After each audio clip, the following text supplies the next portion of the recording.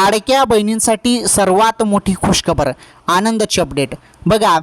3,000 रुपये लाडक्या बहिणींना आता थेट 3,000 रुपये. आता तुम्ही म्हणाल लाडकी बहीण योजनेमार्फत तर 1,500 रुपये मिळतात, मी तुम्हाला 3,000 रुपये कसे सांगत आहे समजून घ्या बहिणींनो. अपडेट काय आहे हे बघा.